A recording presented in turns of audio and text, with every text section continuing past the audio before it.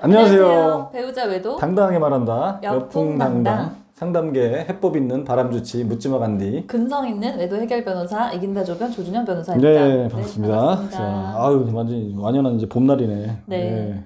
덥습니다 이제. 날씨가 정말 덥더라고요. 요즘에 이 봄이 생략된 것 같아요. 그냥 겨울 맞아요. 그러다가 추웠다 약간 더웠다 추웠다 더웠다 일교차 네. 있다가 바로 여름. 맞아요. 그래서 바로 이제 내가 볼 때는 한 1, 2주 있으면 반팔 입어야 되지 않을까. 이게 봄옷이 썩고 있습니다. 자, 오늘의 주제는 네. 바람을 핀 그 바람둥이 그 남편. 네.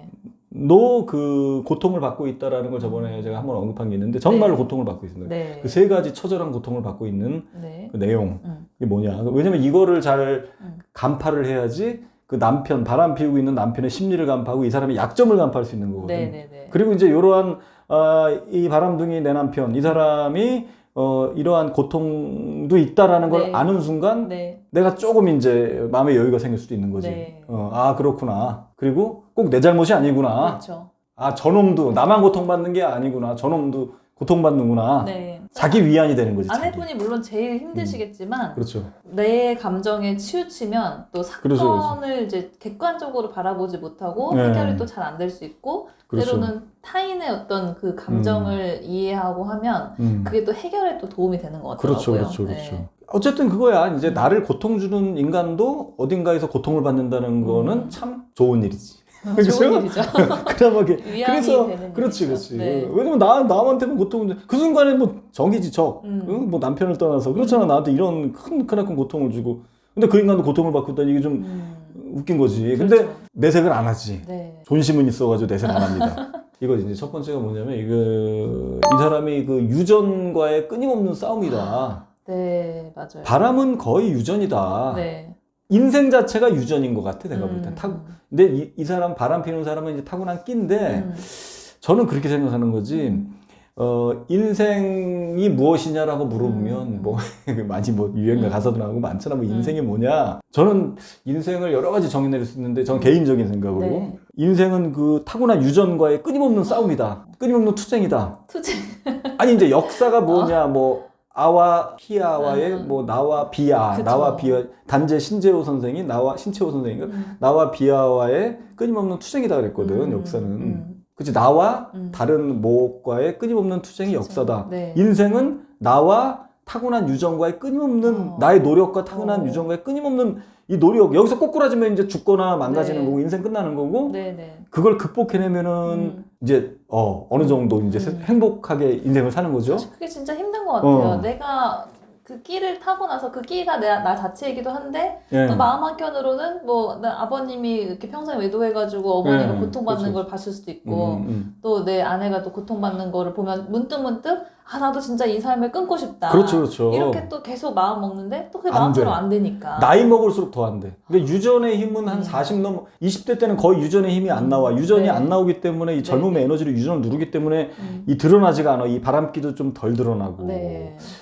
어떤 병력도 우리가 병도 유전인 경우가 굉장히 많아요. 타고난 체질도 거의 유전인 경우가 많고. 네. 근데 이제 그 나이 먹어갈수록 거의 싱크로율이 굉장히 높아진다고. 내가 30대보다 40대 때, 40대 또 50대 때 우리 어머니나 또는 우리 아버지 이렇게 보면서 나를 이렇게 비교해 보시라고. 나이 드신 분들은 알아. 갈수록 똑같아지는구나 내가. 네. 이제 그 모양, 체형까지 꾸부정하면 꾸부정한 거 네. 이런 거 있잖아. 얘가 말투, 억양 거의 똑같아진다니까. 진짜라니까. 네. 그래서 이 유전이라는 게 굉장히 무섭다. 네. 그래서 사실은 심리학을 깊숙이 공부한 분들, 심리학의 박사 이런 분들도 보면 천성이냐, 천성이 아니냐를 가지고 따지는데 네. 사실 천성이 높다라고 하는 게 그렇죠. 굉장히 많이 연구 결과 네. 나오는데 그걸 공표하면 큰일 나니까. 그러면 노력을 해도 안 된다는 거니까. 노력을 해도 안 되지 사실은. 그러니까 부모가 그 병도 마찬가지잖아. 암으로 돌아가신 거 특정 암이 있어. 네. 부모가 다 그렇게 돌아가셨고 우리 형도 그렇게 돌아가시면 내가 그 병으로 죽을 확률이 상당히 굉장히 높은 거거든. 너무 진짜. 안타까운 거죠. 그쵸. 근데 제 가까운 지인 중에도 그냥 20년 전에 그런 분들 굉장히 젊은 친구였는데 그렇게 다 돌아가셨는 거야. 근데 그것 때문에 너무나도 두렵기 때문에 건강 관리 열심히 하더라고. 네. 몸에 좋은 것도 잘 먹고 열심히 하는데 그 몸에 좋은 거가 또 더 독이 되더라고. 몸에 좋은 걸 먹으니까 더 대사가 네. 이렇게 활성화되다 보니까 네, 네. 암이 더 빨리 젊은 나이에 하니까 오. 암이 더 빨리 번지더라고. 어떡해요. 그래서 그분은 결국 돌아가셨어요?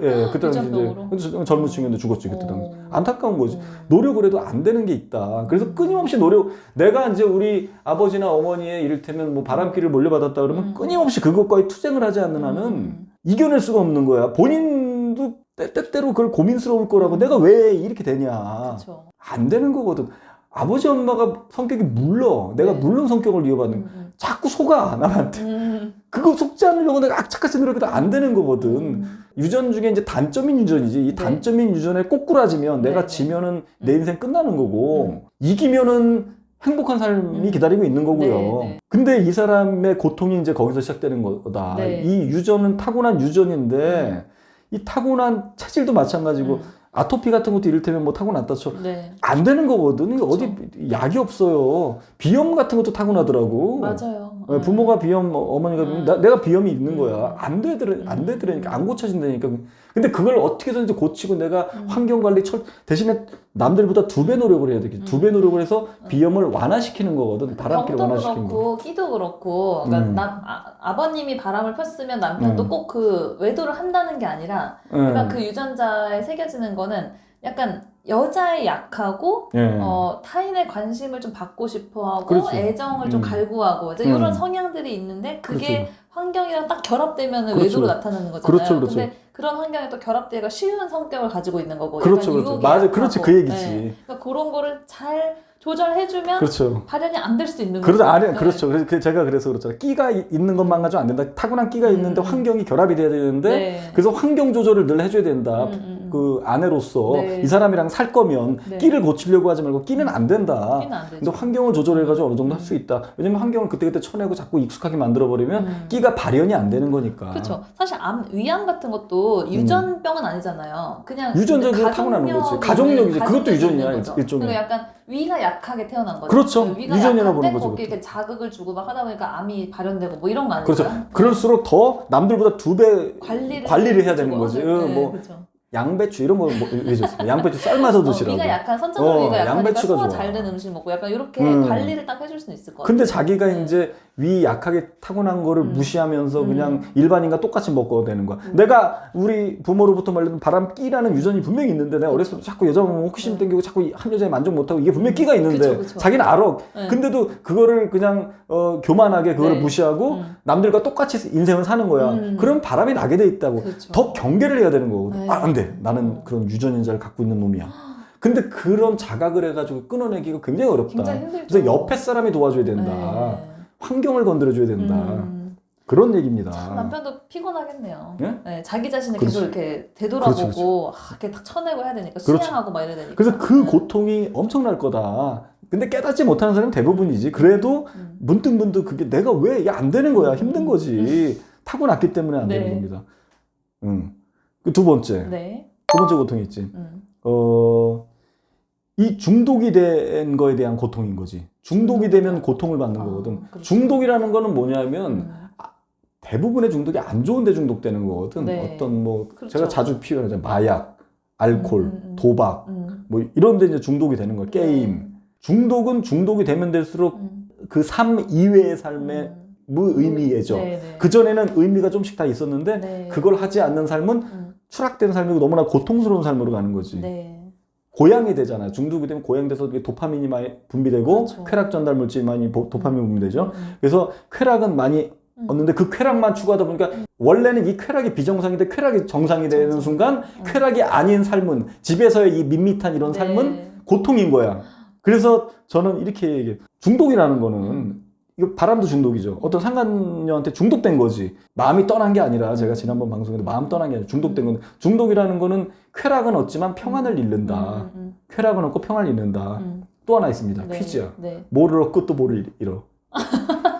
이게 신경 전달 물질로 가. 힌트 신경 전달 물질. 얻고? 그렇지. 도파민을 얻는데 쾌락 중추를 자극하는 도파민을 얻는데 뭐를 잃는다? 세로토닌을 잃는다. 세로토닌. 행복 전달 물질인 세로토닌. 아. 잔잔한 거. 세로토닌은 햇빛 햇빛 많이 많이 받고 나온다는 우리가 거. 기분 좋을 때 있잖아. 이렇게 네네. 햇빛 좋은 날 이렇게 딱 바람 쉬면서 와 너무 상쾌하다. 이게 세로토닌이 분비된 거거든. 이러한 걸 다 잃어버린다. 네. 쾌락만 추구. 그래서 거기에 중독에 빠지면 이러한 소소한 행복을 다 잃어버린다. 너무 안타까운 거죠. 그러한 고통이 있다. 그러니까 일상이 고통이 돼버리는 거. 네. 그 중독을 하지 않는 일상은 고통이다. 그렇죠. 그러니까 이 사람이 너무 고통스러운 거야. 그러니까 막 살도 쪽쪽 빠지고 바람 필 때 보면은 늘 행복해가지고 상간녀 만날 때는 행복해서 고양이 돼가지고 야옹이 고양이 아니라 다홍이 고양이. 다홍이. 박수홍 다홍이 있잖아. 이거 다홍이 있잖아. 수홍이다. 박수홍 키우는. 그래. 그 박수홍 씨 얘기 나와서 근데 박수홍 씨를 네. 조 변호사님 거기서 그 법무법인에서 네, 이번에 지금 법률대리 하고 있죠. 법률대리 하고 있다면서 그쪽 법무법인 S에서. 네. 대단한 노정환 변호사님이 그 구하라 사건도 담당하셨고 그러니까. 이번에 박수홍 씨도 이제 담당하게 됐어요. 그러니까. 제가 이제 예. 그 한번 얼굴을 뵀는데 박수홍 씨를 진짜 잘생기셨더라고요. 그래요? 엄청 키도 크고 얼굴도 되게 조그맣고 저는 어릴 때부터 워낙 팬이긴 그러니까 했는데 관리를 잘하지 뭐 비율도 좋을 거야. 네, 그 워낙 사람이 좀 선하잖아요. 그렇지. 네, 선한 기운이 있지. 확실히 되게 선하게 생기셨고 예. 되게 좋으신데 또 안타까운 일을 겪으셔가지고 그러니까. 그때 너무 이제 힘들어 보이셔가지고 제가 그때 한 2달 전이었거든요. 저희 사무실 오실 그러니까, 때 이미 예. 이제 좀 그렇죠. 작업을 하고 있었는데 그때는 이제 막 저는 워낙 팬이어서 사진도 좀 찍고 싶었는데 그러니까 분위기가 너무 그러니까 안 좋아가지고 사진 찍으면 안 되지. 사진도 못 찍었어요. 그런 네. 기분 좋을 때 찍어야지. 그분은 무조건 찍어준다고 하더라고. 법률사무소에 상담하러 왔는데 제가 또 그렇지, 대표 변호사인데 가서 막 사진 찍자고 할 수가 없어요. 그래도 어쨌든 그 조 변호사님이 네. 우리 조 변님께서 네. 이긴다 조 변님께서 대표 변호사로 계신 그 법무법인에 의뢰했다는 게 큰 상징성. 아, 조 네. 변님의 그 실력을 입증하는 거지. 그 법무법인에. 이렇게 좀 약간 자랑을 좀 해. 아니 진짜 이거 제가 의도치 않게 다홍이 야옹 고양 됐다는 얘기가 나오다가 다홍이가 나왔네. 네. 참 희한한. 그러네요. 갑자기 그 얘기가 왜 나왔지? 자 그리고 세 번째. 네네. 굉장히 리스크가 크다. 다 잃어버리는 거거든. 네. 잘못하면. 네. 중독이라는 게 원래 그래요. 중독이라는 게 다 잃어버리는 거거든. 강원랜드 다 잃어버리고 목숨 끊어버리고 강원랜드의 그 여관에서는 거의 그 방 하나당 자살자들이 하나씩은 다 있대요. 네네네. 거기 뭐 여인숙 옛날 여관가 이런 모텔 많잖아요. 그 한두 명은 다 죽어. 그러니까 거기는 굉장히 그리고 그 승용차 다 그냥 빈 차로 그냥 몇 그쵸. 년째 방치돼 있고. 그게 워낙 이제 그런 도박이나 중독에 빠진 거에서 헤어나오지 못하고 그러니까 현실로 그렇죠. 내려오는 순간 고통이기 너무나 때문에. 파괴적으로 느껴지기 때문에 그 고통을 감당을 못하는. 못해서 그래서 살게 돈, 명예, 살게 심지어 자식, 핏줄까지 다 잃어버릴 수 있는 굉장히 네. 위험을 늘 안고 가기 때문에 고통스러울 수밖에 없는데 요거는 이제 두 번째고 중독 쾌락을 얻고 평안을 잃는다는 것과 연장선인데 네. 그렇기 때문에 그 강원랜드에 있는 사람한테 그 빚진 사람들이 빚더미에 올라앉고 다시 도시로 와가지고 다시 재기하자. 나이 젊은데 뭐 30, 40대밖에 안 됐는데도 못 하는 거야. 네. 거기 가서 그걸 다 감당하면서 살기가 너무 고통스러운 거야. 네. 사실은 도박에 빠지지만 않았으면 감당할 수 있어요. 근데 너무 이 쾌락을 추구하다 보니까 그 일상 평안으로 돌아가는 게 너무 고통스러운 거예요. 우리는 그게 평안인데 그들은 평안이 아니야. 고통이라니까. 그래서 남편들이 왜 집 나가가지고 상간녀랑 동거하고 있는 경우에 집에 들어와라. 네. 들어오게 하면 막 안절부절 못하고 좀 앉아있는 신용하다가 바로바로 난 너랑 못 살아. 이제 난 이미 틀렸어. 먼저 가. 뭐 이런 거 있잖아. 난 틀렸어. 난 못 돌아갈 것 같아. 꼭 그 여운을 남겨 못 돌아오면 못 돌아가는 못 돌아갈 것 같아. 애들이랑 잘 살아. 이런 얘기가 왜 나면 진짜로 자기가 고통스러운 거라. 그 집으로 가는 게 너무 고통스러운 거야. 네. 집에서의 옛날의 일상은 그렇게 고통은 아니었거든. 네. 심심하긴 했겠지. 이제 권태도 왔고. 하지만 상간녀한테 빠진 순간부터는 깊게 거기서 쾌락을 느낀 순간부터는 중독이 됐기 때문에 집으로 오는 게 너무 집으로 돌아오는 길이 너무 큰 고통이다. 옛날에 이제 그거지. 제가 이제 요즘에 꼬리에 꼬리를 무는 그 TV 하나 SBS 있더라고. 그래서 전 재방송을 보는데 그 오대양 사건이 있어요. 80년대. 네. 뭐 회사를 가장한 교주인데 다 빚을 지게 만드는 거야. 그 신도들이면서 직원들이 다 빚을 지게 만들어가지고 막 몇 억씩. 그때 당시 80년대, 87년도 사건인데 몇 억씩 다 빚지게 만들어 놓고 그게 빵 터져버리니까 언론에 보도되고 빵 터지니까 그 신도들 한 30명 데리고 그 공장 그 위에 그 천정에 숨어 있다가 땡볕 그 여름에 숨어 있다가 집단 자살한 거거든. 30명이. 네네네. 그들은에게는 더 이상 희망이 현실로 돌아갈 수가 없는 거거든. 돌아가면 빚도 있고. 그 순간엔 그 순간엔 없어졌고. 좋았지. 이 오대양 교주 박순자인가 했던 박순자 이름. 이 여자예요? 교주가 여자 교주가 더 무서워. 진짜 무섭네요. 여자 교주가 더 무서워. 이 박순자 선하게 생긴 거는 여리여리하게 생겼는데 이 사람을 메시아라고 믿고 따르면서 돈 빌려가지고 막 할렐루야 하면서 이렇게 했을 땐 좋았겠지. 이제 나에게 구원이 올 것이다. 이게 내 인생의 의미인 거고 나의 네. 인생의 이게 모든 최종 종착지고 의미고 너무나 행복했지만 이게 다 드러나가지고 이제 일파만파 이게 사기가 있는 것 같고 그러니까 더 의존하게 되는 거야. 네. 박순자한테 천국으로 그냥 가야 되겠다.